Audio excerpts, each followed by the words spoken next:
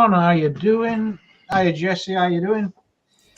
Hi, John. Hi, everyone. Fine, fine, fine. We're all doing fine, and we're going to be all the better all through the show, getting better and better all the time.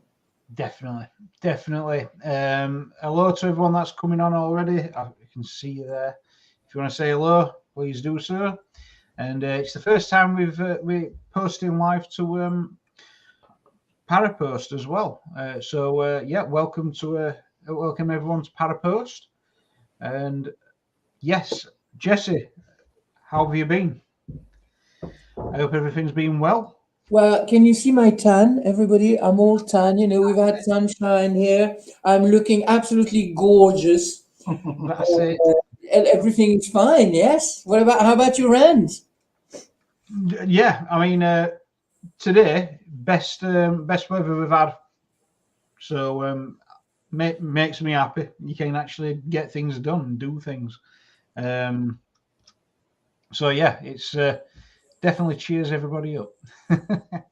Yeah, um, I've been in the garden most of the day, actually, today. Planting, pruning, watering, digging. that's it. Yeah, Yeah, I've been fine. Been definitely really nothing better. So yes, hello Kirsty Coles, how you doing? Put that up there. Hi, Kirsty. And I mean, today's subject as well, Jesse. It's about this. We're looking at the Matrix, and um, yeah, I just wonder if you could explain like what in which way as well. Like, see, most people straight away brains think of the film, which I did enjoy, but it's I think we talked, it was with Philip actually last yeah, time. We talked about the latest Matrix yeah, episode, the fourth film in the series, which is really good, much better than the third, if you ask me, yeah, which is really good. Yes, the Matrix, the film, is actually um, um, one of those messages that says, there is something there that's called the matrix, and this is what's going on, and this is how it's using human, and how you can come out of it. And I'm going to elaborate on that today. I mean, in the real world of, not in the cinema kind of film, although I really, really like what the Wachowski sisters are doing. I think they do great films. We've talked about them before, yeah, yeah. namely in Jupiter Ascending, for example. Good Uh, film. yeah, excellent. I cannot stop talking about that film. It is just so good. And again, I mean, they must, those girls, they must know a few aliens. I mean, they know what they're talking about. Either that, or actually, they've been doing their homework, because they really know their stuff. And a Yeah, lot of what they're passing as messages in between the threads of the Matrix and their films, they're actually. They're actually revealing a few things. definitely. Like Yeah. always, guys, as well. If you want to put any questions into comments, by all means do so. We're looking at a matrix subject today, and yeah, Annette Locke, how you doing? Hi, Annette. Good Annette's, evening. Annette's been a bit unwell the last few days, so some I'm sorry healing. to hear that. Yeah, Hope you're better, Annette. definitely. Some healing vibes that way, definitely. Yeah. Um, Sending you good vibes and lots of light and love to you. definitely. So yeah, Jesse, when we look at the Matrix, are we looking at it as a computer pro? I mean, in my mind, you could look at it as the film where there's people in a simulation, but then there's also you could look at it as there's a matrix in life of many people and entities working a certain agenda. See, that's also a matrix as well to me, because they're working in a particular direction, and it's kind of like against free will. They're manipulating free will by coercion, stuff like this.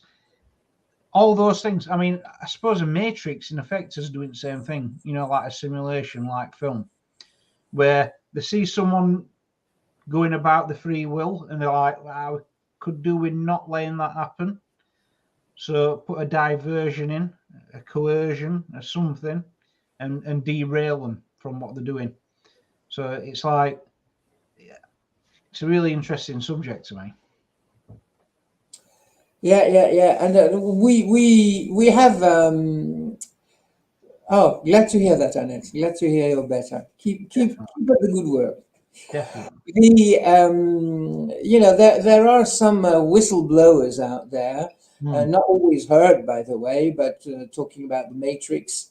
I'm going to start by defining the matrix for many reasons, because a lot of people, hi Mandy, a lot of people are actually talking about the matrix, but are not really aware of what it is and how it actually penetrates, oozes throughout onto us and through us as well. Yeah. So I'm going to give you, I hope, a few more explanation on that, on Yeah, the definitely. reality of things, the actual facts of things, defining the matrix generally, what it is, what it isn't, how it influences us in our daily lives, how the perverted negative side effects of the matrix, and people who are in the matrix and people who are in command of the matrix. This is what I'm going to be on about tonight, and we're going to share this and maybe share experiences. And I'm certainly going to give you a presentation of a few facts on the matter. Yeah. And as we said in the title, as I said in the title when I gave it to Philip, matrix matters in many ways, matters as the noun and as the verb matter. Yeah. Yeah. Because it actually operates in many crafty ways, evil ways very often. Some people today are in control of part of the matrix. Now, what is the matrix? Let me give you an example I've probably given you before, but which applies here. I hear people, for example, say regularly on the internet, on YouTube and places like that, you know, all the networks and all, you name it, they're all there. Oh, the universe is asking me to do this. The universe is doing this to me. The universe wants me to do that. The universe is telling me. The universe tells you nothing at all. That is complete nonsense. Don't believe any of what I call those fake prophets who think they have a knowledge the others don't have, because the simple fact of them saying that means that they know nothing at all. The universe does not say, does not think, does not ask, does not want anything, because we create the universe. All the living beings, and that's not only humans, all the living beings everywhere in creation, not only in the universe, I mean by that in our universe, because there are many other universes. All the living beings who are in the universe are chipping in, as it were, in the creation of the universe. This is what the Hindu called Maya, illusion. We create the world we need to live in. We create our own cocoon, if you like. This cocoon is the universe. It's a stage, as in Shakespeare. The whole world's a stage, and it is actually a stage we need in 3D to live in, to experience and experiment as well with life, with matter. This is why I called it Matrix Matters. Yeah. Also, Definitely. another reason. We are a soul experiencing a material life with scope of through that experience and the experiences we come across and we have to live through, that this will teach us. I'm trying to, sorry if I'm stammering a little, but I'm trying to put this into layman's word, because I'm hearing things from above, from people in very advanced languages, and I'm trying to put that in simple words for humans, because their languages are much more sophisticated and complicated than human languages. And I've learned a few earthly languages also, so I know Yeah. that alien languages are much more sophisticated than that. So I'm trying to keep this simple. The so yes, we have this universe which we create to incarnate. We choose to incarnate here and now, and however we are, whatever we may be, whoever we may be, whatever we may look like. This is our choice. We decided to incarnate here and now before we were born. This is part of our karma. This is part of the experience, but this is the path of the experience we need to live through to evolve. Now, most people will have another free ride, come another circle again, and maybe more and more again and again and again, until they learn their lesson and they can move up. Until then, they will come back again and again and again and again. And should they not want to evolve, that their soul eventually will be destroyed and that new souls will be made and new beings will be born wherever, not necessarily on Earth. I mean, they may be born as aliens, I mean, aliens to Earth, because if you're, for example, from Andromeda and you're talking to Andromedans, you're not aliens, you're Andromedans. Yeah, that's it. It's vice versa. Exactly. If you're talking about Earth people on Andromeda, we Earth people are the aliens. So it's a matter of wherever you're from and wherever you are, mostly. Okay, and whoever you're talking about. So we, however little aware we may be of it, we create this world because we need it. Like we build our own homes or house, for example. Yeah. And that's what it is. So you know, your Hoover or your dishwasher doesn't tell you it wants you to do this or that. No more than the universe tells you it wants you to do this or that. It's just part of the furniture, basically. That's what it is. So this is the universe. Now, being inside this matrix, which is the universe, as you may call it, we have to live experiences that are supposed to help us serve us. This is what I wanted to say. Excuse me, everyone. And so there we are. To begin with, the universe is the creation of whoever lives in it, and the universe obeys us. Just to round up this part of the introduction. If you remember Qui-Gon, the Jedi Knight in the Phantom Menace, talking to Anakin Skywalker. Right, yep, I do, yep. AKA Darth Vader. Yep. He says it is your attention that determines reality. Now, all is said in that sentence. The best way to stay in the matrix is ego, our own ego, not to raise the veil. This is what some other people may call the comfort zone as well. We have to come out of our comfort zone. Nothing happens in the comfort zone. You know, you're just going to stay there and go round and round and round and round forever if you want to stay. Let us remember, like I said a moment ago for the Hindu, every thought we think, no matter how stealthy, how futile, how little, is instantly written on the wall of creation as a possible option, fact, or action or deed. Thought is enough to influence matter, but matter must not influence thought. I mean by that we should go not for the material where we come from. We should go to the spiritual and for the spiritual, where we are supposed to go, where we came from originally before we were matter.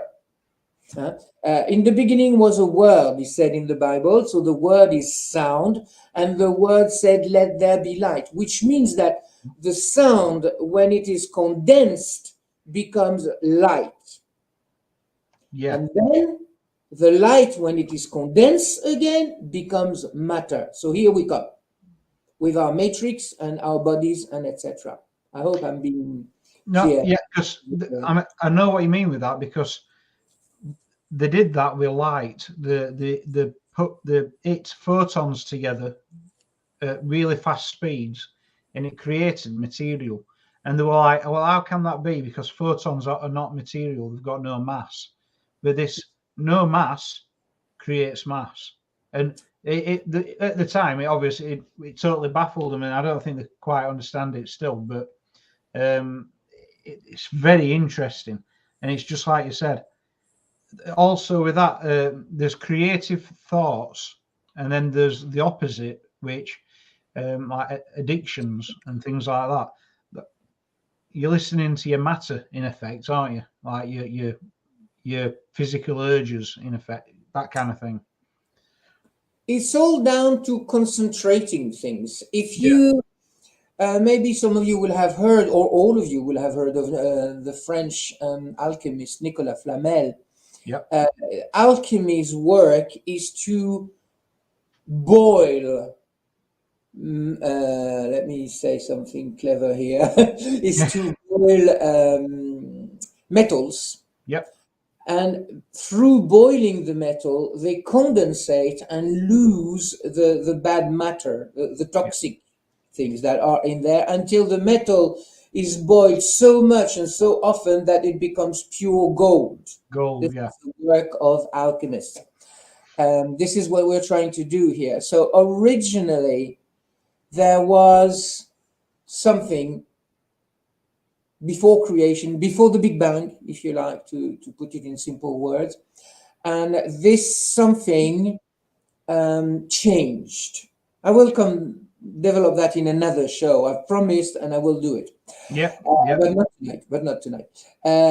So we, through this explosion, from this explosion, everything was dispersed and had to take shape. It took the shape of sound, the sound of the explosion, if you like, of the blow up. And then it condensed, this sound condensed. And from there, it became light or fire, for example, in the center of the earth or the sun is condensed matter to the point that it is only light. Like when a star collapses, it collapses as light. Now, a star or a universe or a system. Then when light condenses again, it becomes matter. So the more you boil it, imagine you're boiling a stew or something. Yeah. The more you boil it, the harder it gets. Yeah. I hope this is clear enough for everyone. I know it's not easy, but I hope this is. I've thought about this this is what I'm getting from you as well. Just like that universe, what were a massive explosion of, let's face it, we'll just call it chaos. It's got to settle into a pattern. But just like that, human activity, which can be very chaotic, starts also settling into patterns, doesn't it? Yeah, except the chaos is not the Big Bang; it's human. Yeah. It's just human chaos, yeah. And there's plenty of that. Yeah. The only, sometimes when I'm gardening or I'm talking plants with my friends or my neighbors here, they say, "Oh yes, but this is weed." I said, "There is no such thing as weed in nature. All the plants are good." I said, "The only weed on the planet is man." Yeah. All the rest is good. There is a balance there, and every pixel, every microbe, every whatever, no matter how little or how big, which is in our creation, in our matrix, is good. It is there intentionally for a reason. In food, for example, explains that letter. Order out of chaos. Yes, this is what the Freemasons say. Yeah, and that is interesting. Yeah. Well, exactly on that. It's interesting because this is. Could we say that's when we can start defining matrix? Because when that chaotic human existence starts settling into a pattern, if you can observe over and control and manipulate that pattern, you're kind of setting up the matrix, aren't you? Or I don't know. Yeah, now, John, somebody hasn't been paying attention here, or maybe I wasn't clear enough. The matrix is matter. Yeah, right. Yep. In simple words, to cut a long story short in a nutshell, right? Matrix is the matter. Yeah. If we're going material, we are in the or a matrix of some sort. If we're going spiritual, we leave the material. We don't need the material. Remember what I said, but this is not me saying, I'm just repeating what somebody said a long time ago. We are souls living material, Yeah. spiritual beings living a material experience. Yeah. Okay? In the name of progression. Yeah. That's what it Yeah. is. So then some people could try and use material to govern, and well, they don't try, they do, don't They they? do. They Yeah. do. They don't even try, they just do. They do. I mean, you create a shortage of a particular item, and you can you can change a vast section of society by Toilet roll. Toilet roll craze over here. I don't know if France even adopted that one. I don't know where it was from, but all of a sudden, In the past few decades, we've had a few of them. We've had AIDS, which was created to kill people. We've had avian flu. We had salmonella. We had SARS. We had all these pandemics, flu, Spanish flu, even before that, and all these were created. I don't know why somebody is at work somewhere, and it's not only humans. I mean, men and women are doing a great job of it, but they're not the only ones. Somebody from the beginning, I don't know why, has been forcibly trying and repeatedly, obsessively, I would even say, trying to destroy mankind. I don't know why, because they need mankind. You know, we're just as important to them as they are to us, as we all are. We're all in the same boat. Yeah, and I just We're in want, this together. yeah, I mean, I think personally, because you're sane and I'm sane. I mean, well, that's a stretch. Apparently, I'm sane. I've been voted anyway, and we're all sane. So destroying mankind, that's insane to us. But these people are obviously at a different level of consciousness. I don't know which way on spectrum they are. I've got a good guess, but they think it's okay to destroy mankind as it is. Now, as if anyone's listening to this and you think this is going way off boil, there's a good video to watch of a doctor he did a speech just about a month ago in European Economic Forum, and they're explaining how we may be the last of the Homo sapiens sapiens because they're going to genetically modify the next set of humans. And so you won't be created by a man on the cloud. You'll be created from our cloud. Is it literal? What he said. Is what he said. I hear that. I hear many problems. I hear things that I don't want to. It's like, wow, what? I don't even know where you begin. But I mean, that is literally, it's insane to me. But that's material because they're using so much material. Yeah, this is a constant process, John. We've been evolving. Now, this is the title of my next Evolution. with you. It's going to be called Progress. So make a note of it, everybody, please. Now, yeah, I'm just working on this. You get the prime on this because I haven't. I normally, because I've been, doing the French shows for a long time. A lot of what I've been doing with you here is something I've already done in French, but this time I haven't. So you're going to be the first probably to get there. Excellent. And lucky you. Yes. And this has been going on all the time. We are everything, everywhere that wants to progress will progress. We are here for that. We have no other aim but to progress. We're not here to get richer. We're not here to have kids and reproduce mankind ad libitum. We are just here to move on, forward and up all the time. Some of us, I know I have, talking about myself, I've been doing this all the time. I was lucky, I've said this in past shows, I was lucky to be awake from a very, very early age. I was a kid. So I started, only little did I know at the time that this was a big process, and etc. That wouldn't have been the name. Hi, Gabriela. That is not the name I would have put on it back then. But this is what was happening already. I've been realizing this in the past couple of decades, that things are changing. I mean, in the past 2 years, it's been going so fast, so well, yeah. etc. It's a wonder I can even keep track of my own self.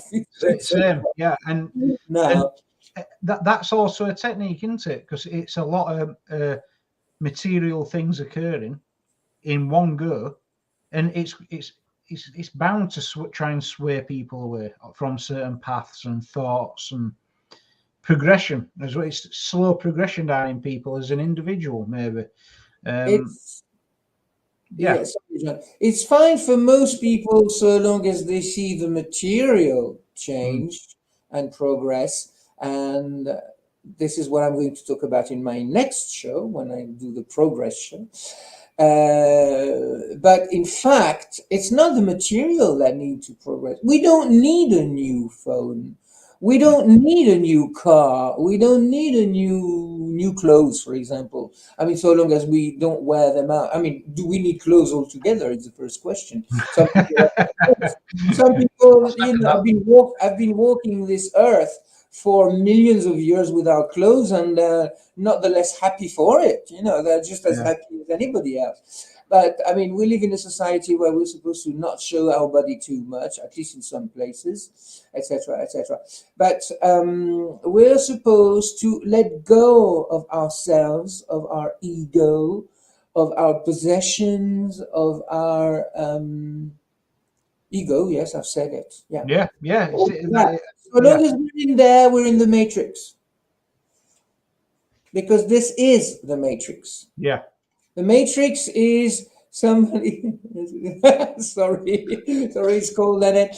Let's come back to the matrix. The matrix is what we produce to only better tell us, for better or worse, tell us what we should wear, what we should do, when we should do it, how, who with, why even, etc., etc.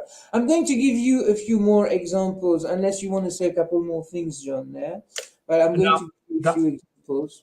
I'm totally with you on that bit. Okay. So this is, and just to finish on the general idea of the matrix, if you know what we call in Hebrew the Magen David, so that is the Star of David, you know, the triangle pointing up and the triangle pointing down, all crossed. This means in the Jewish religion, everything that is above is below. As above, so below in English. Okay, so and vice versa. So we have exactly the same thing. It is only for us to change this. Didn't Madonna sing about this? Oh yes, I can think of a few things Madonna would sing about. Probably, probably, Mandy. I'm not saying no. Madonna, like a lot of people, you know, when they suddenly see their sales drop, they suddenly become either very ill, which they are, fortunately for them, not, but that sells a few CDs, or have a love affair or a heartbreak, or suddenly they become very religious or very spiritual, and we don't know why. And the next minute, the minute sales pick up again, you know, they've forgotten everything about the whole business. But maybe she did that. I don't know. I'm not saying. She did. Yeah. And I'm not saying she's not a spiritual person either. I don't know Madonna personally. I like quite a few of her songs, and it stops at that. Yeah. Now, we are like Penelope, you know, we are weaving our own vision of the world daily as per what we live and what we need.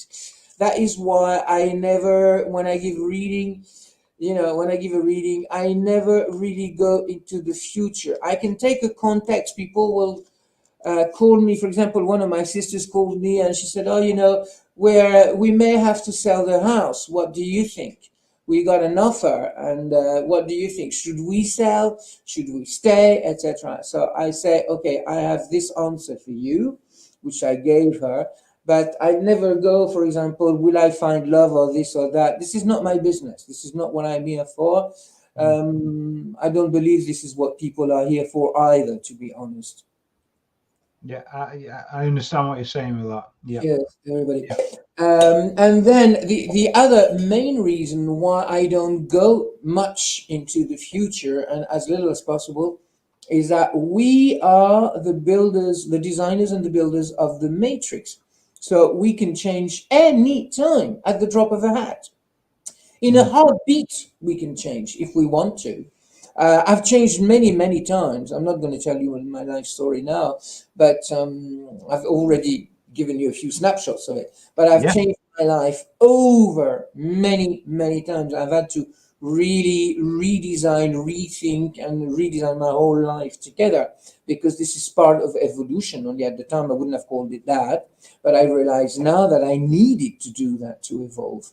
Otherwise, I would, left to its own devices, humanity wouldn't have invented the wheel. We would still be there, have nothing, live in caves, and basically gather and hunt every day for our own survival. That's where we would be at. I'm going to talk about this soon. But that's where we would be at. We don't need anything else. We just basically, as animals, human animals, we just basically need to live and survive, and then we suddenly fall ill and die, and that's it. But that's not what we're supposed to do. no, We're supposed to live and learn, like I said a moment ago, so I'm not going to go back into that. But matter is the first matrix. We need a new paradigm. This is what we really need. Now, I've said this already in past shows. We really need a new paradigm. We need to start thinking differently. yeah, Really, definitely. really. I mean, I'm a great believer and a great fan of what's his name, Edward de Bono. Lateral thinking and things like that. I mean, the guy is a genius, or was. I think he died a few years ago. Excuse me, Edward, if you're not dead, but I think I read that. In any case, his work remains. He was a Don at Oxford University, I think. And he started this theory of lateral thinking, which is really, really good. And this goes together with NLP, neuro linguistic programming. The minute, like we said, 7 days to a new habit, we can change all the time, anytime, anything we want in our life. I've done it a few times. I've had people do it, people who worked with me do it. We are here to evolve constantly. Proof is we age, we change, regardless of us wanting to change or not. Like one of my cousins one day said to me, she said, "I don't want to be 50." I said, "But you're going to have to be 50 one day because Yeah, it's coming at you." So, just cool it and relax and enjoy the ride while it's going. While the going is good. While the going is good, yeah. And so this is what I told her. Now she's pushing 62 now, because she's only a few months older than me, and she's come to terms with it actually. But she's not too happy, but she's come to terms with it at least. So let's come back to our matrix here. Now we have many, many things. Now the first people we had whistleblowers of the matrix before. If you remember, people, at least people who are my generation, you remember the Pink Floyd hit the wall, we don't need your education, we sure. don't need your Yeah, thought control. Hey, teachers, leave the kids be alone. This yeah, is whistleblowing that we don't need to be formatted. We don't need thought control. We don't need that sort of education. yeah, That's how they started. But all the people who have tried to go against the matrix, i.e., against the new world order, because that's what it is also behind that, they are the people pulling the strings. All those people, they have been evilized, I should say, for lack of a better word. We killed Saddam Hussein because he didn't want to go with the rest of the people. We killed Muammar Gaddafi, for example. Everybody's hating Bolsonaro now in Brazil because he doesn't want to abide by other people's law. We hate the Chinese because they are refusing to get into the system. We hate Putin because he doesn't want to be in the system, in the new world order, etc. This is just, we're lucky to have these people. We are lucky to have these people. Whether we agree with them or not, they get our thinking processes going. After that, we make our own choices. We don't have to follow. You don't have to follow either one, really. Either one, yeah. It's that whole process of thought, isn't it? So, exactly. It's thought-provoking, and thought-provoking is always a good exercise. It's always a healthy exercise.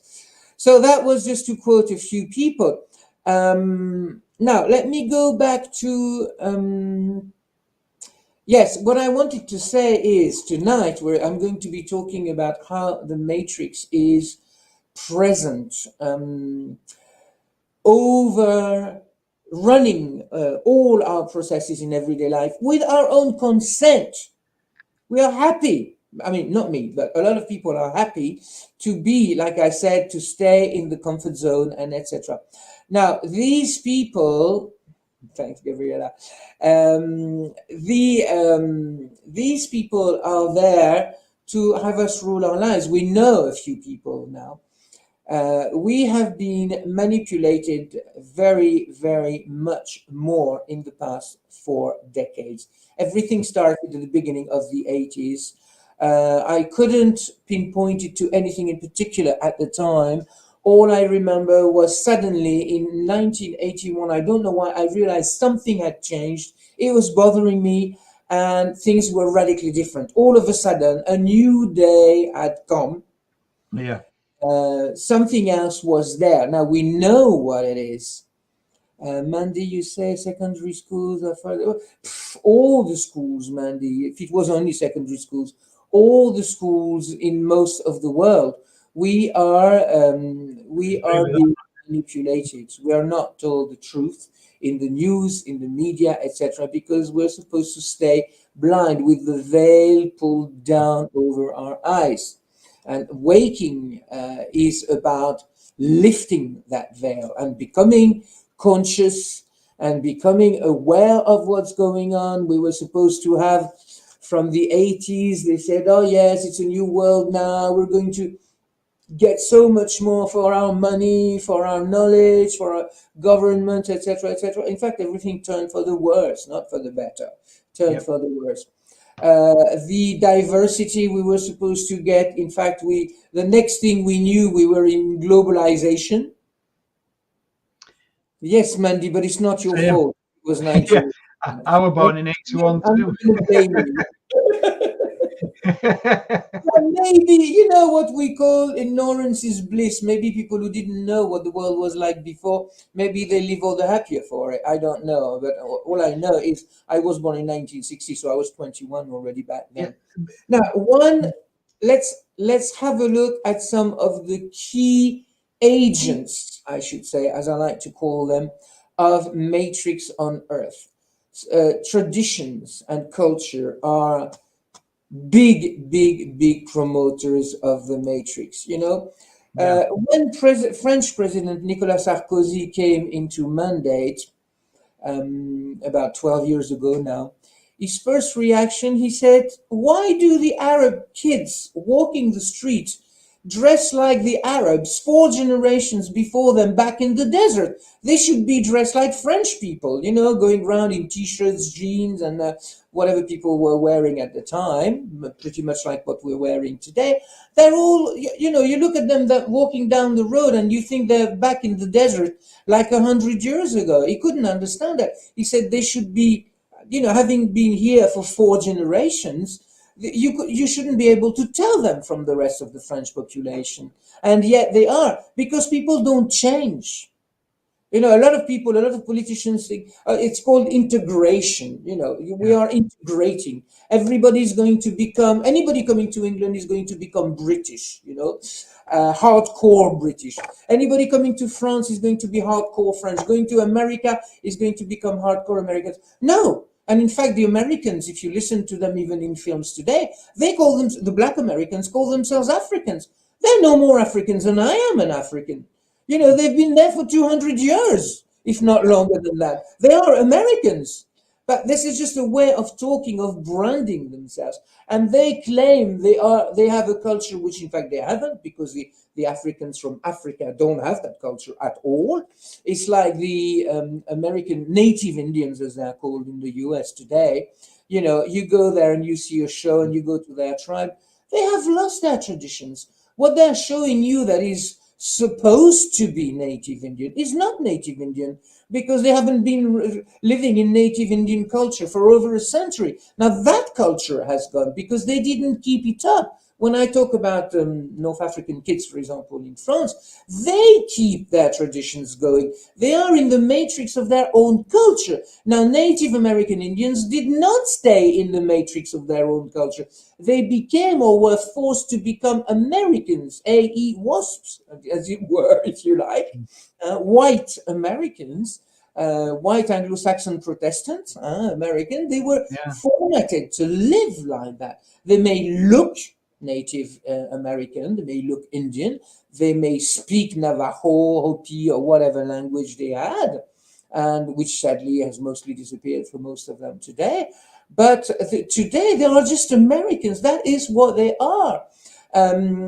My ex is from Hong Kong, and my niece from Hong Kong was actually born in Hong Kong, but her family moved to Canada.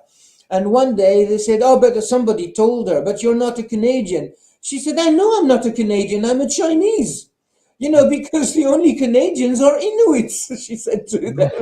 Said, we're not Canadians, we have become Canadians. So this is still, you see what I mean? I hope you see what I mean anyway. I hope I'm clear. No, I know what you mean as well, because it's one of those things as well where when you were saying about politicians who are saying they don't understand why they don't all become one. But personally, I like different. You learn a lot from different. You get new things. There's new techniques. There's new ways. And if they were to try and force everyone to just be set, you know, I mean, there's no interest there for me. So I get. It's I don't want to look, you know, some of my friends here, when I came down to Normandy, some of my friends, they said, oh, why don't you keep your house like this, keep your garden like this? I said, I don't want to have a garden like you. I don't want to have a house like yours. I want to have mine. This is me, life. Yeah, and it's the same, you know, when I was, I've told you this in past shows, I've lived in many different countries, different languages and religions and etc. You know, for example, when I was in Iran, people say, oh, let me do this for you, Jesse, etc. I said, look, we're in Iran. I want to live like you. I want to learn how you live. It's not that we need to be all different necessarily, but we can gain through difference and really progress through difference, because sometimes, you know, something in a culture is bound to be better than something else in another culture. So why not learn from each other? Not be the same, but learn from each other. That's exactly. it. But, and there's a massive wealth of learning from understanding people from different places, doing it in a different way, things like that. And you can see that just in cuisine, in food, which I definitely really enjoy. I want to make a comment. Yes, I agree with you, John. I just would like, if I may, to get back on what Annette was just posting here. The individual is unique. Yes, by nature, sometimes by culture, although we all belong to groups in culture. But the real globalization is not the globalization we were sold in the early 90s. The real globalization is coming together, because together we stand. This is part of evolution. This is part of returning to the origin. going to heaven, as some people might call it, going next to God, joining God, or whatever you may call it, in whatever your religion may be, speaking along the same lines as these, because of course some religions will be radically different. But I mean, if I take, for example, Judaism, Islam, and Christianity, for example, just to name but three, or even Buddhism, even actually, and Mazdaism and such religions, they will still apply in that. Yeah, there is that, of course. But we are different, we are unique because we come with our own making, not our own makeup. Our own makeup is the same. Genetically, we're literally, virtually, almost all identical. But that is our makeup. Our making is what we made of ourselves through our past lives, through our karma, etc. And what we do with every day, everything, every thought, every deed, everything we should do or did or didn't do, everything in that bag of mixed things is what makes us today. Yeah, definitely. Mandy says it's I like agree with that. normal, it's the individual thing. What's normal for some is abnormal, is normal, is not normal. Yeah, one man's meat is another man's poison. Yeah, exactly. Because That's what it is. people have realised a few things I do, and they think, "Oh, that is strange. What else do you do that's odd or strange?" And I went, "Well, I can't really say because to me it's normal." Like there's quite a few things that I've done, and people look at me that is weird, mate. And I'm like, "Well, what else do you do like this?" And I went, "Oh, it's my normal, so it's normal to me." You have to catch me doing it to realise if it's not normal or not. Normal, It's usually with food, but normal means obeying or following norms. I'm not very good at doing That's that. what it means. But what norms? Yeah, You know, who draws the rules? I actually met her, Hazel O'Connor, in the 80s, and her first album, Breaking Glass, is full of good sense. The lyrics are amazing. Who, what, and the song is called Calls the Tune. Who, what, and how, calls the tune. right. Yeah, We yeah, don't know. We call our own tune. That's what I'd like to say. yeah. But the whole tune of normality, being normal, means nothing. It's normal to wear clothes walking down the Champs-Élysées, and it's not normal to wear clothes in the middle of the Kalahari Desert in southern Africa. But normal doesn't mean anything, in fact, only in some areas and to some people in some culture, obeying some laws or some rules or whatever. That's all it is. Yeah, I Yeah. agree. Yeah, Now, I'm going to, I hope I'm not going to upset anybody with the next second um, agent of the matrix is the couple. Sorry, all of you who are married, and but the couple, you're giving half of your life away to the other person to obey a society which tells you you should have ideally a heterosexual couple first, even if being gay, being married, I mean, as gay couples are, hi Chantal, right. is accepted, and thank God for that today. But having two genders, two sexes, is rare in creation. A lot of aliens don't actually have a gender. They may be humanoid, but they are not male or female, for example. They never live with a person in particular. They have no emotions, so they're not romantic. They have no feelings as such.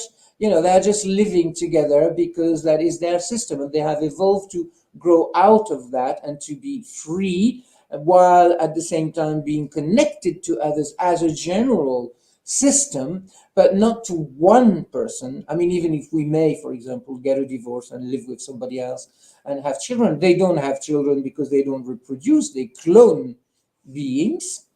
But on Earth, so long as we have to do that, we're not ourselves. We cannot evolve, because evolving in a couple on Earth would mean that we have made the perfect match.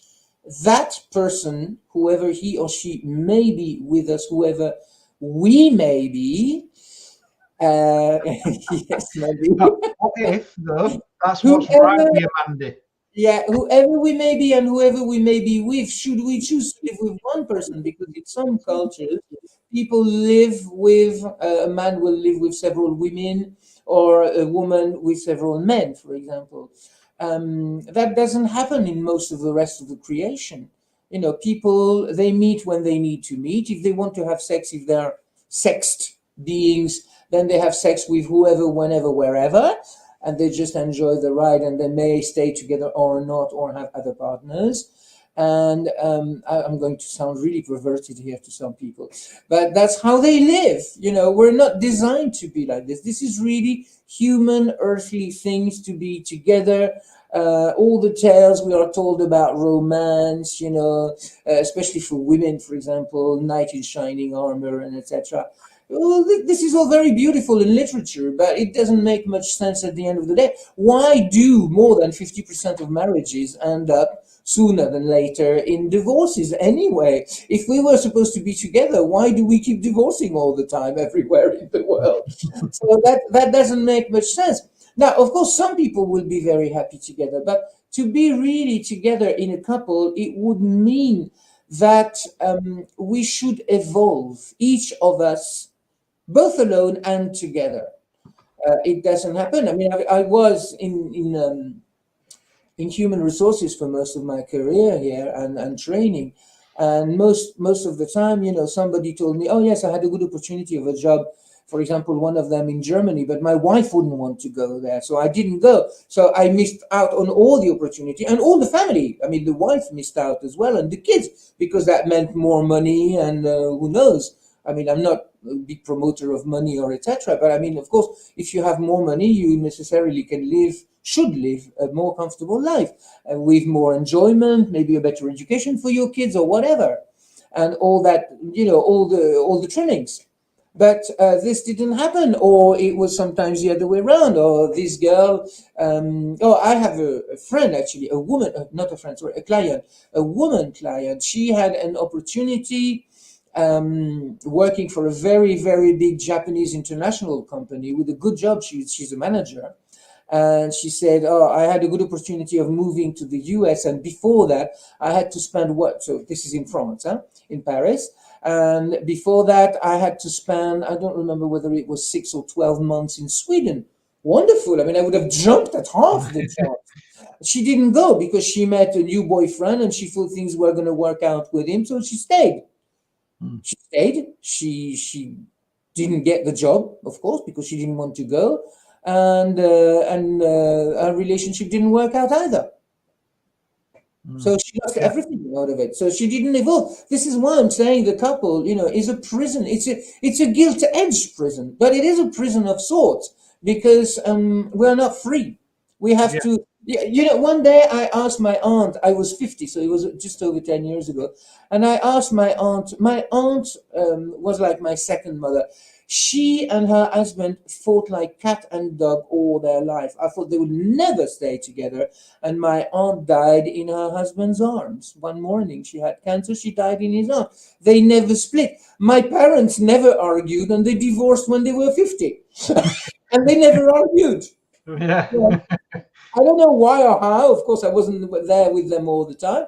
But, that's the crazy thing about life, I suppose, of some people. And I said to my aunt, I said, how can you live with someone? She was married. She was 24, I think, when she got married. By then, she was 78. I said, how can you live with someone all your life, stay together like this? I could never do that. And she said, oh, you have to make allowances, etc. I said, allowances? What sort of allowances? Oh, you've got to cut corners and this and that. I said, I'm not here to cut corners. I'm here to live. Everybody's here to live, And anyway, that probably explains why I'm alone. But I'm not unhappy. But this is what I want to say, is that the couple is certainly, and it's funny because I was a kid. I was given to understand all this from a very early age. I was a kid, I realized that. I thought I could never live with someone all my life. And I was like maybe 10 at the time. And in fact, 50 years later, I've come to the same conclusion. Whether I have actually lived and learned is another matter altogether, or maybe I didn't, and little I know of it. But no, this is every time you have somebody, you just have to make allowances. You just have to cut corners.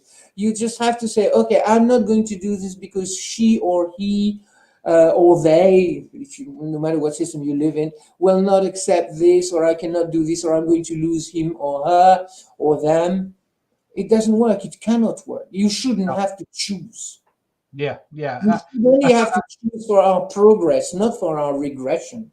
Yeah, I totally get you how it is as an agent. When it comes to us humans, it just shows you how amazing we are. You understand how bad I feel living on this earth now. But anyway, I mean, good luck to everybody. I'm not preaching or lecturing anybody here. I'm just saying. But I get how it. Yeah, it does come with a set of allowances that you've got to make, and maybe miss out on some things and end up in a place where you wouldn't normally end up, but it's because you got took there right over off or whatever. Those things do happen. Yeah, they do happen a lot. I can give you an example of one of my best friends. Now, this guy spoke several languages. He was mad all his life. He was mad about planes. He just adored planes, aircraft, engineering. He was an aircraft mechanical engineer. Just before he got married, and you wouldn't believe the minute he was with that. I'm not blaming her, by the way. I'm just saying.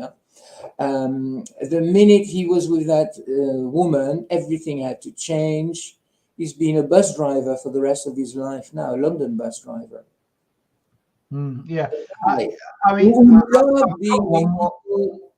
who love being with people, who love his planes, etc. He could never do it. It was his passion. It was his life. Yeah, I've got one, and it's tragic, but no, she does. She laughs at it now. A woman friend who I know, with a fella, and he got her into a lot of debt through gambling, and they split up. She ended up with debt somehow, with one of her cards and all that. Split up. She ended up paying it off, and within months of paying it off, he won lottery. So she was pretty much skinned, and he just won lottery. He was like, she even laughed. She went, "I've got to laugh because there's no what else I can do." But she goes, how does that work in a system of life where they were together? She ended up with debt, and then with like nothing, minus. And then by the time she does all hard work and clears it all up, he ends up winning lottery. And it's like, she was like, oh, it's unbelievable. And she's happily single now, so I get what you're saying. For her too. All the better for it. This is true, but when I say I'm not blaming my friend's wife, is that he agreed to what she asked or said to him. Yeah. He agreed to it. He didn't have to say yes. He could have said no anytime. Now, I had I'm going to come back to that in a minute, Annette. I have a friend of a friend. I was then 24. I met this woman, and she had a friend called Fidelma. And Fidelma was a young girl. She was 16 at the time when she started. Born in a really poor family. There were a lot of children, and her parents didn't have much of an education. She didn't have an education, not much of one. And she had to go and leave home early to go to work and to fend for herself and the rest of the family. So she worked her back off. That woman was really, really dead set on getting there. And she said, I will be rich and happy, and I will marry rich and happy. She worked. She was 16 and she couldn't do much because she had no diplomas of sorts to speak of. So she started in cleaning jobs, literally round the clock, round the week. She didn't count her time, her hours, her days. She never took a holiday for years, like 5 or 6 years maybe. She scrubbed floors and anything she could scrub for other people. She lived in a bed sit. She scraped up every penny she could save, put in a savings account for 6 or 7 years like that. And then after 6 or 7 years, she said, okay, now I have a bit of money aside and I need an education because I'm going to need an education for my life and I want an education. So she went to night classes. She took night classes and then she did her A levels.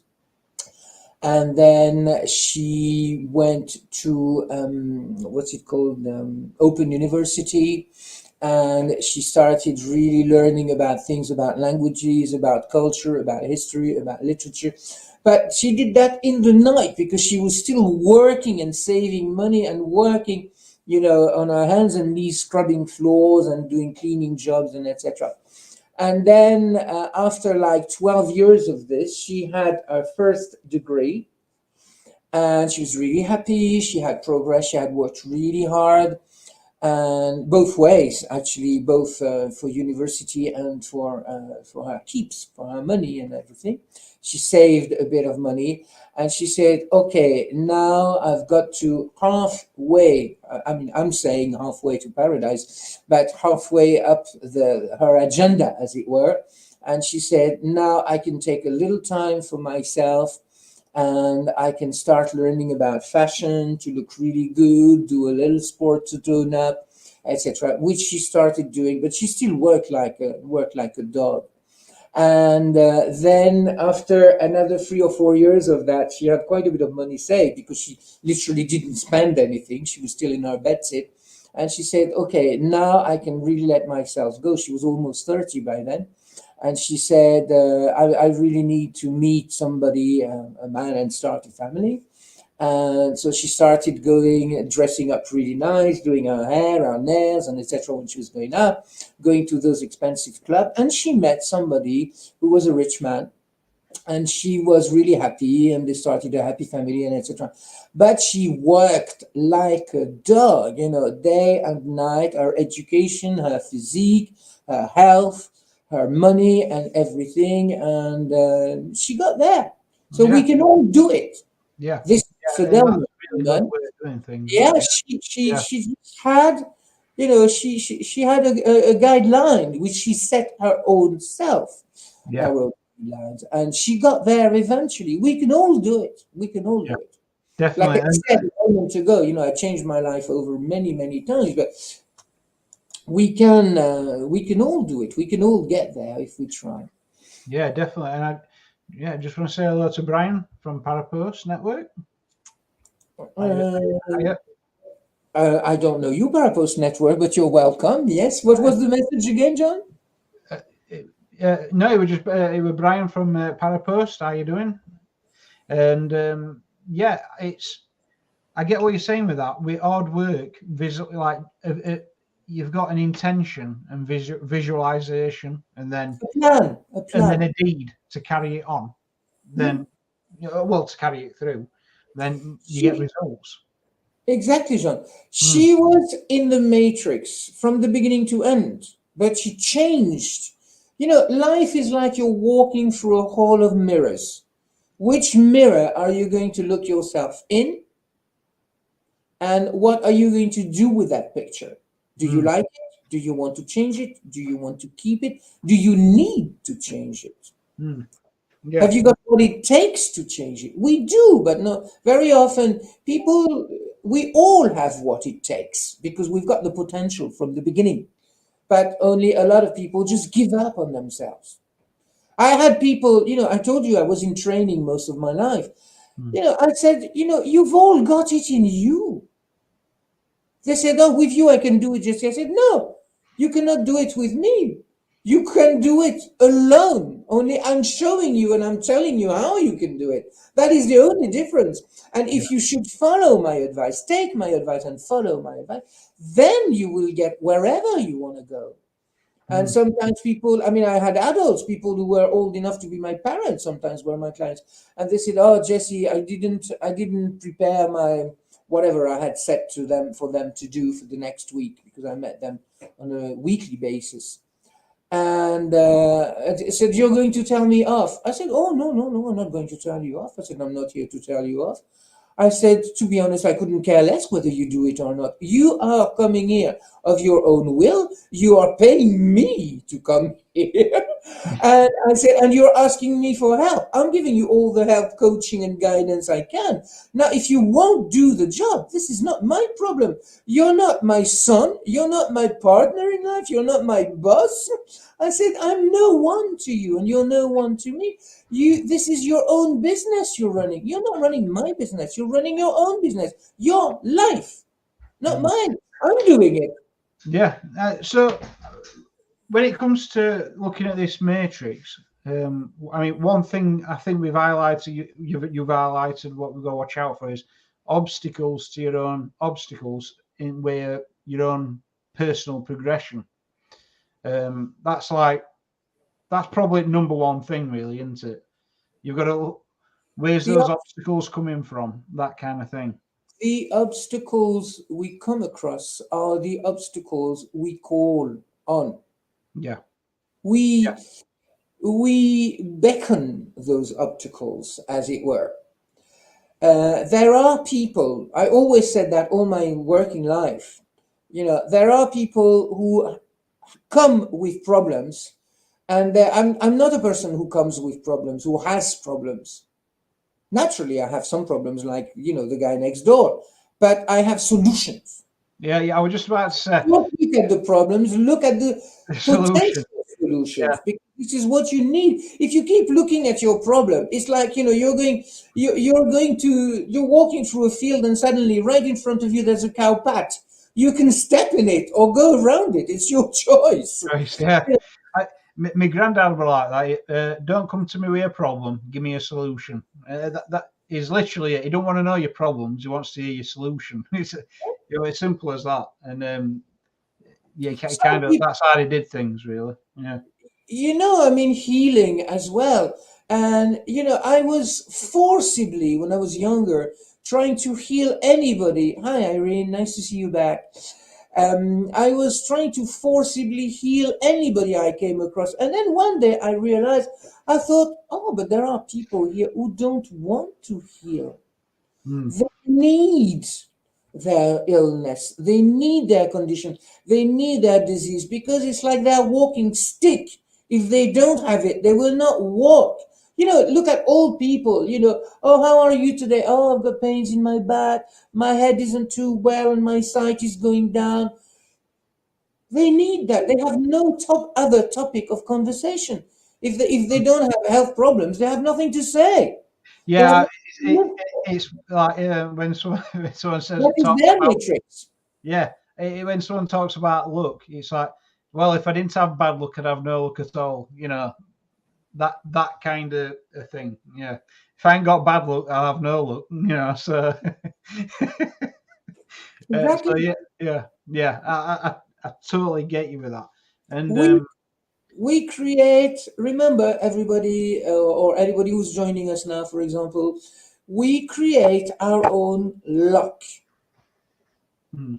yeah, Good luck, bad luck. It's all our own making. Remember, I told you about makeup and making before. yeah, yeah, We have the same makeup, but we don't have the same making. The making is what we do. We roll our own dice. mm, Nobody yeah, else does. yeah. And I think I've got a better understanding now. I'm sure other people will have that of what the Matrix is, and I totally get it now. I get it now. Yeah, I think I always thought that way. I didn't know it in words. So Yes, I can see exactly where you're coming from there, yeah, John. so like making sure the sweets are at the till at the end of the supermarket, you know, just to make sure it brings that problem. So you know your kid's gonna they know your kid's gonna see it.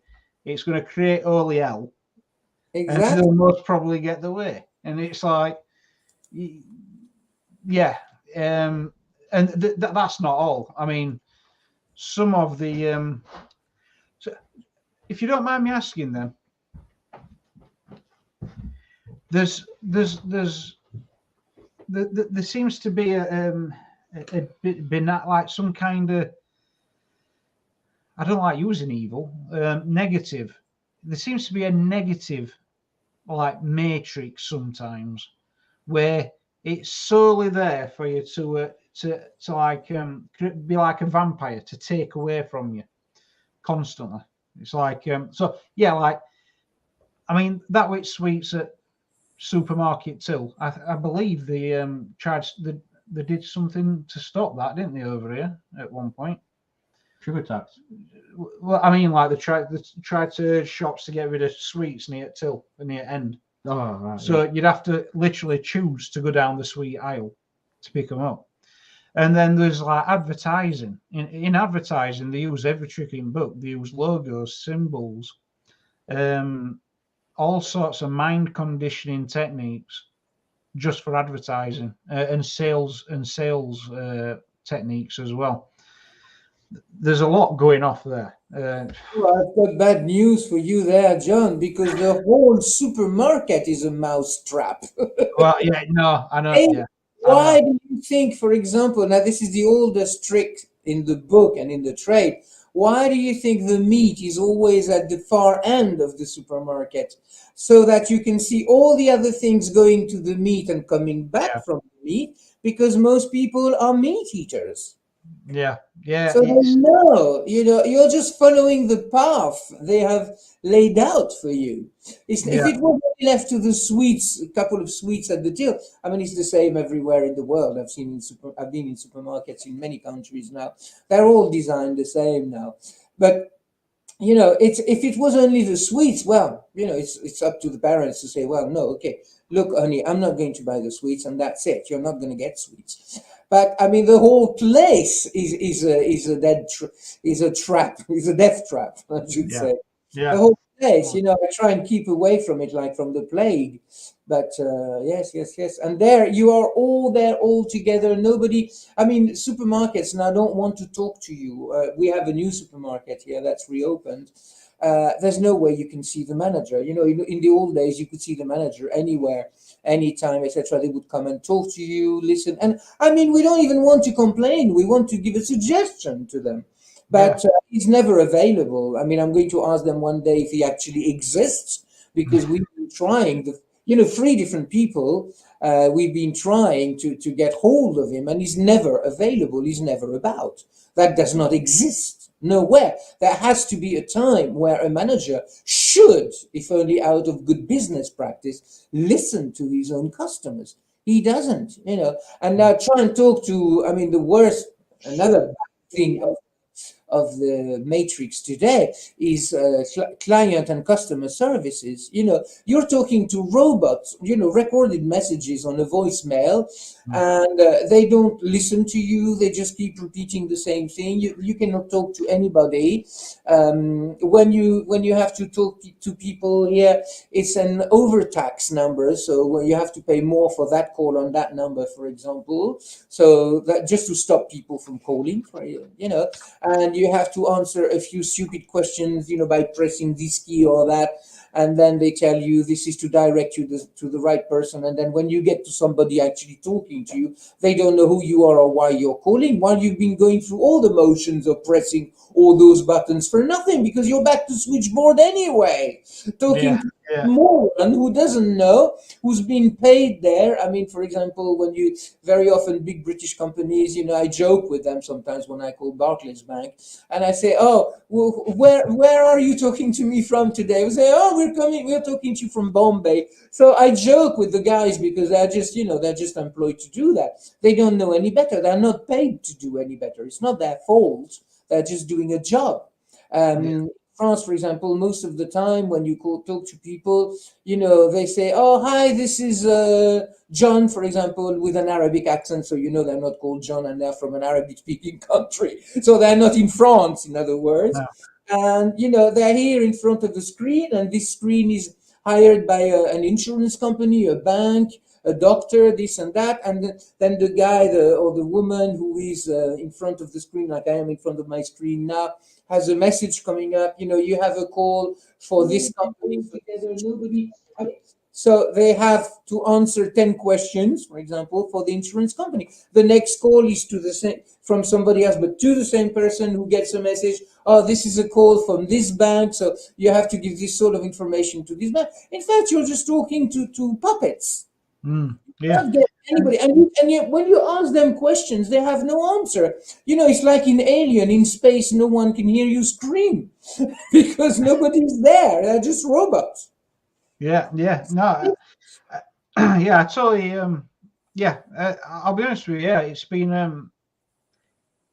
a great conversation for looking at the Matrix, and there's a few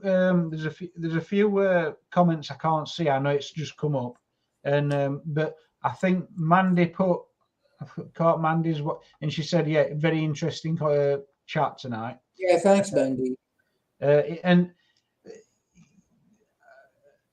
And yeah, it's a strange one, and I think if anyone's in control of a Matrix, would difference between good and bad be a good one would allow you to progress, and a bad one would be there to oppress, in effect.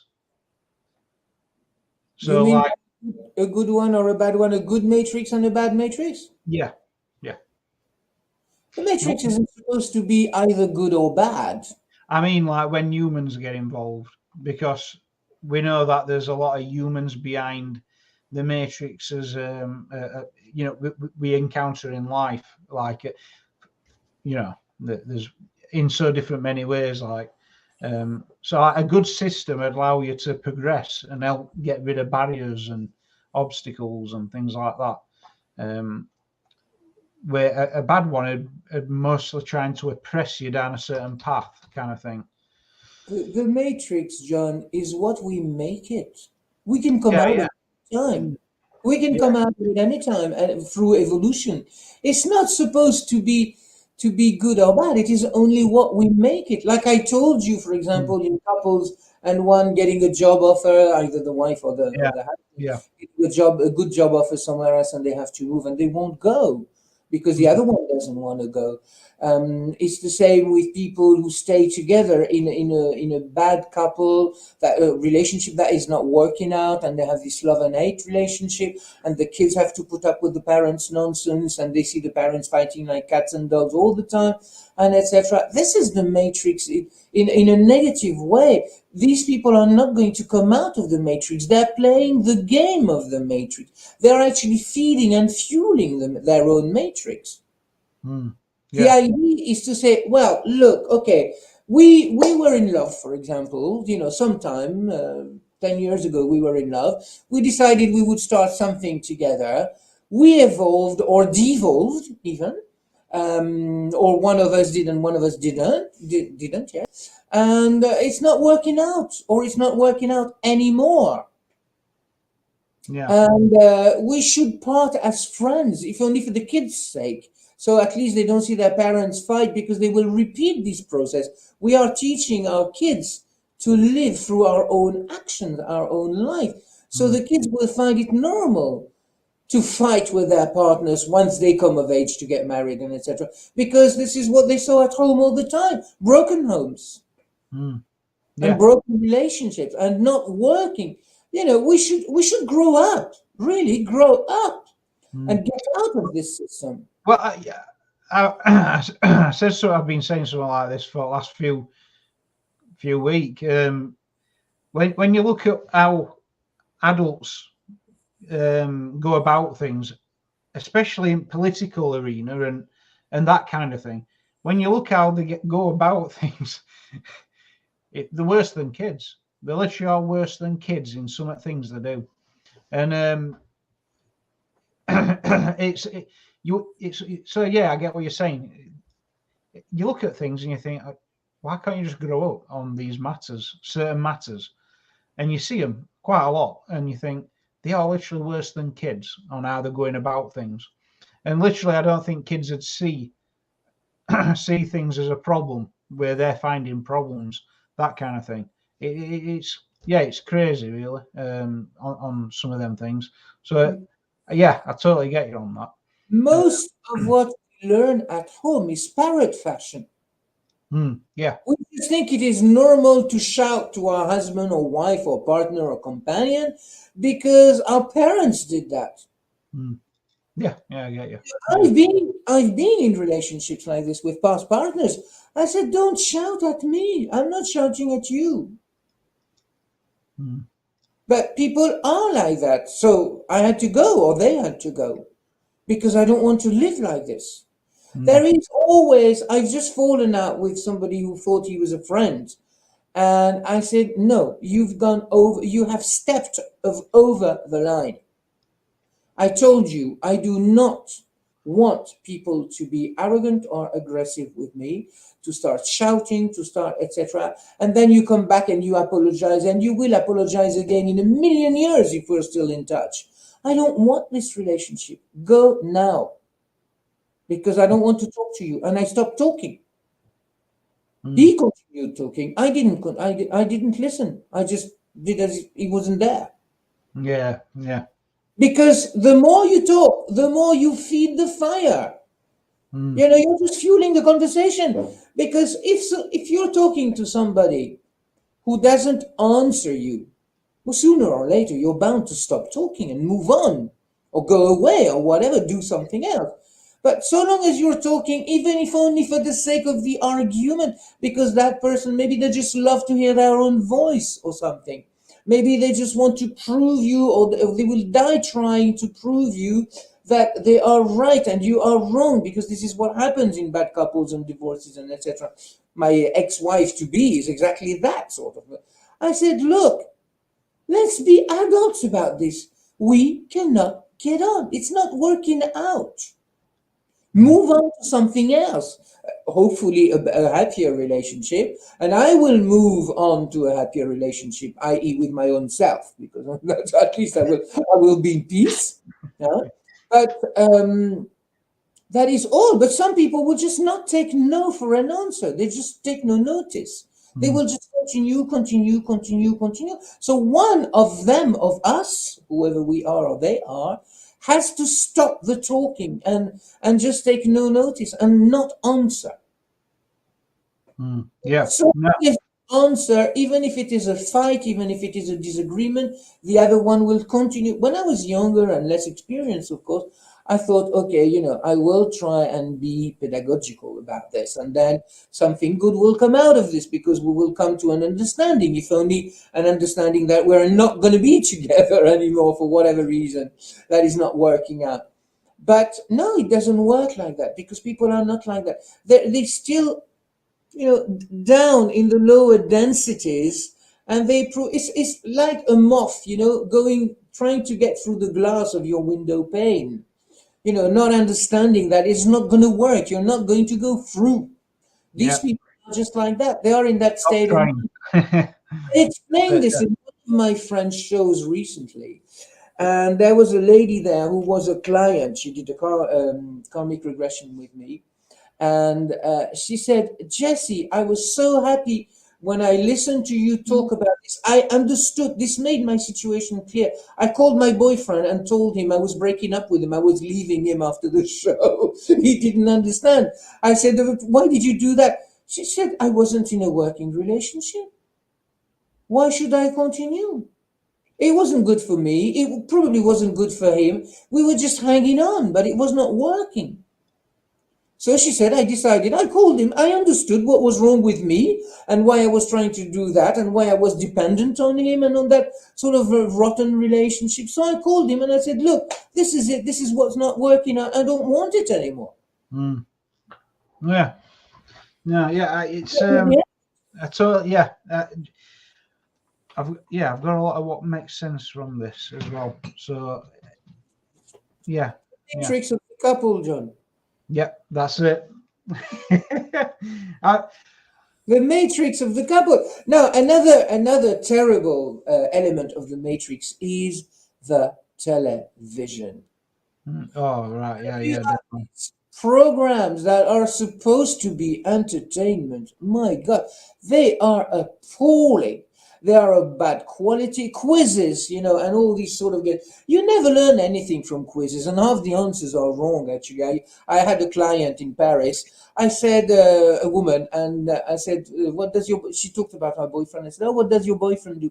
She said, oh, actually, he has a job with a television channel, and he writes up questions and answers for quizzes programs. And I said, most of them are wrong. Only people have got such little culture that they wouldn't know the difference. But I said, I worked a lot on building my own culture. And I said, but she says, oh, yes, they know. He knows that a lot of the answers are wrong. He doesn't even care. He just paid to do the job. I said, this is terrible. Some people think they are learning from your programs. He said, yeah, but that's the way it goes, the way the mop flops. And Yeah. that the cookie just crumbles there. I've caught a few in my time on quizzes. So yeah, I get you on that.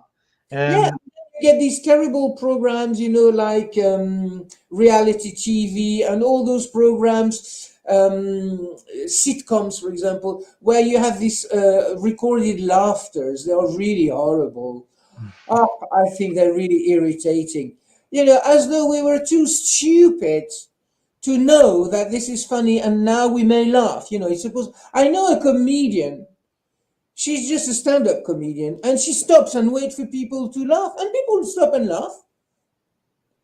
I think, this is appalling. I would feel really bad if I was a comedian and I was there on stage and I had to tell people, okay, now you can laugh. It was a funny joke. Oh, my God. Yeah.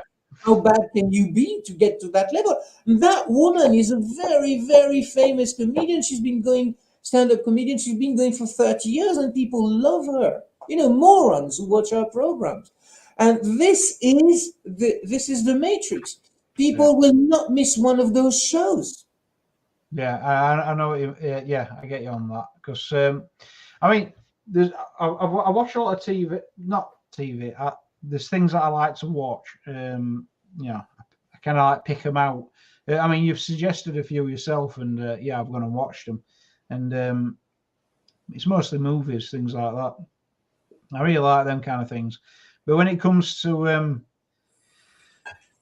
certain programs like reality TV, news, wow, I mean, that can't be any more wrong most of the times. It's pretty bad over here. It's made itself very clear, but I'm sure it's like that in many countries. It's like its own propaganda machine, isn't it? That's what they are. Yeah, It's like advertising. I mean, I like watching programs on history, etc. You watch the History Channel. Every 8 minutes, you have a commercial break. That is almost as long as 8 minutes. So you have 8 minutes commercial breaks, 8 minutes program. So by the time the commercial break is finished, you've forgotten what the program was on about. Oh, yeah. Yeah, I was in the UK. I was with my mom, and I was watching this, and suddenly we looked at each other and we said, "What were we watching? What was it about?" We had forgotten everything about it. History Channel is awesome. Yes, sometimes they have their good moments, but not always. And it's like in France now, for example, you have more and more commercial breaks. We didn't used to get many, but now we have a lot of them. And so you have the commercial breaks before the commercial break.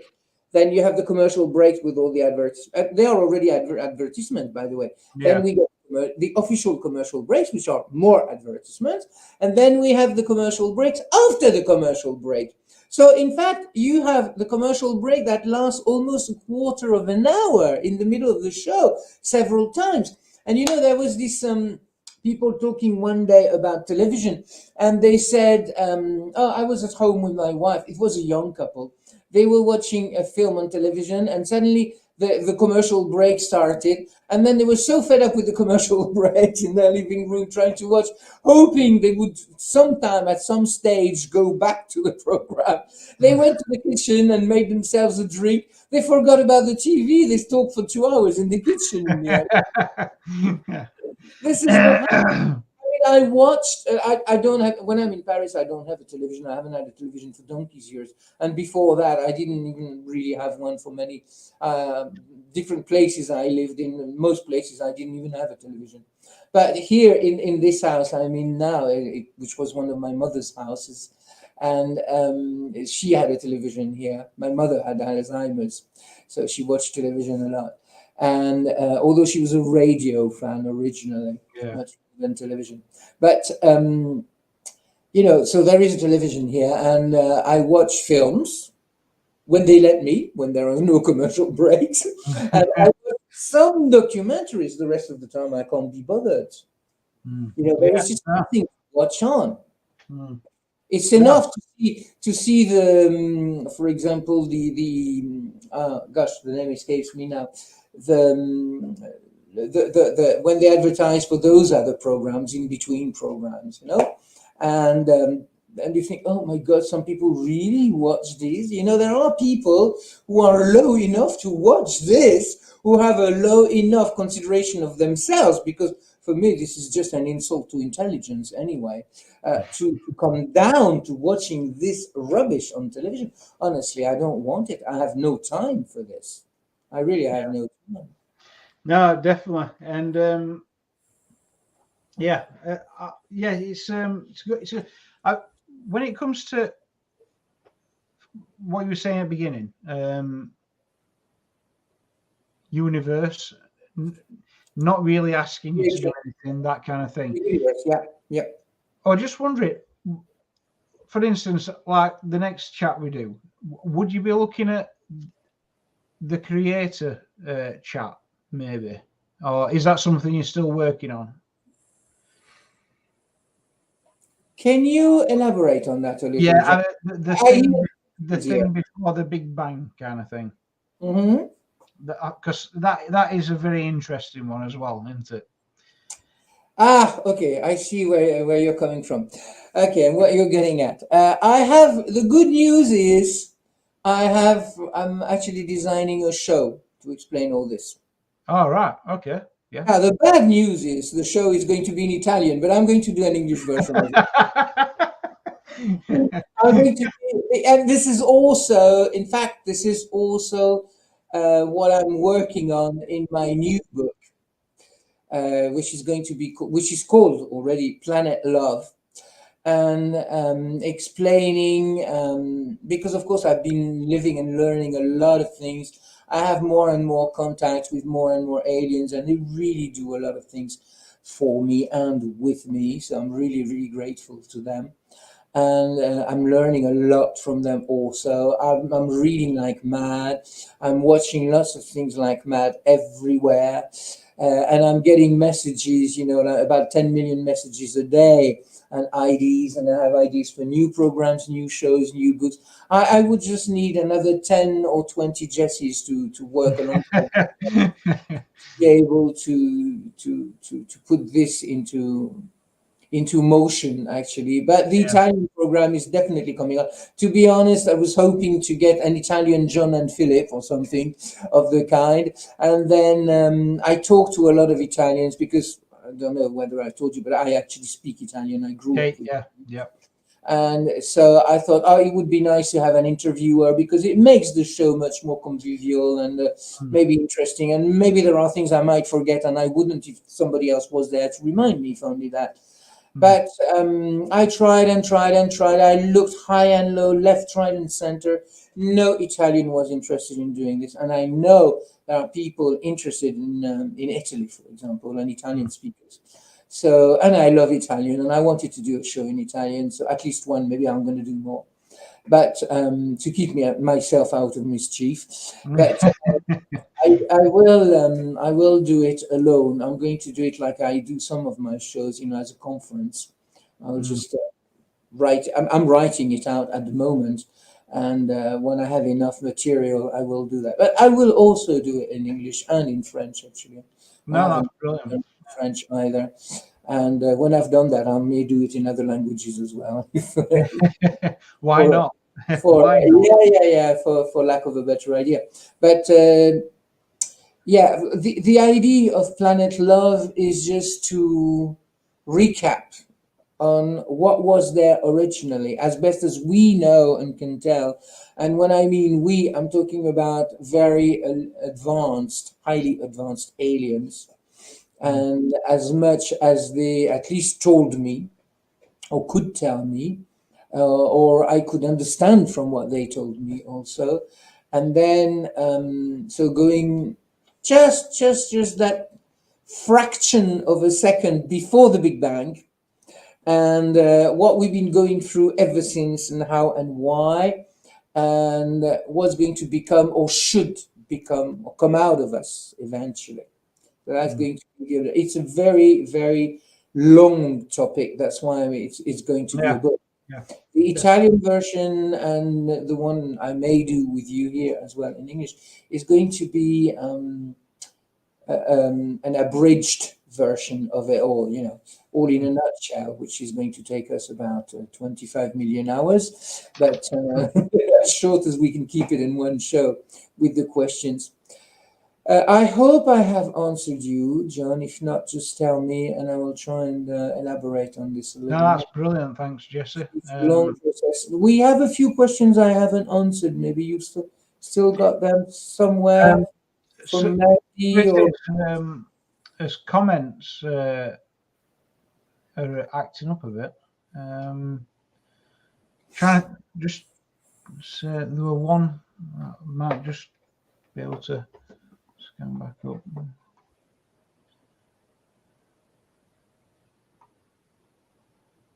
Are they still in the Matrix? Yeah. Yeah, I should hope so. To be honest with you, there's no questions. We did cover quite a lot while we were going, you see, as well. So that was good. When you mentioned as above, so below, it so reminded me of the film. It's the film As Above, So Below, and it's about urban explorers going under Paris, in the Paris mines, and they were looking for Philosopher's Stone, and it turned out that the Philosopher's Stone was about changing you, like transmuting the person, which I found it just a really interesting film. I'm going to watch it because I didn't know there was one, but I've made a note of it and I'm going to Yeah, try and watch it. and she ends up, she were able to be an healer as well when she figured it out. But the old task, it were about the person figuring it out. It don't spoil film me saying this. The So waking up process. yeah. Uh-huh. The one that we're tagged, what we can still see is when Annette, she asked about fewer people meaning less change to the system that's been created. So when people wake up, they question things and begin to look in to see what they don't want people to see, kind of thing.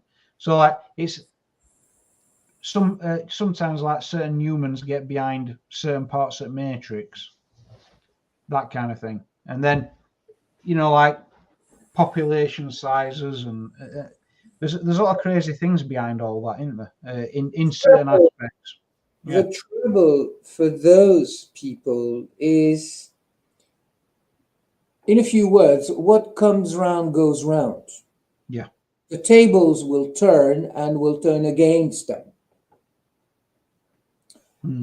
People, for example, using black magic to work their way, around people or manipulate people or whatever, this black magic will eventually turn against them. It may turn against them so far as it will eventually have them and their soul destroyed. So them destroyed in this life, for example, and also beyond that, their own soul will even be destroyed.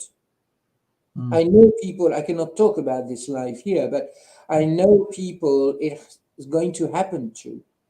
It is really, really bad. I had a woman call me the other day because she wanted help for her, and she said, my sister needs help for her son, who was her nephew. And the young man is really in a poor condition. And I said, where are you from? She said, I live in Paris. I said, but where are you actually from? She said, I'm from Guyana, French Guyana.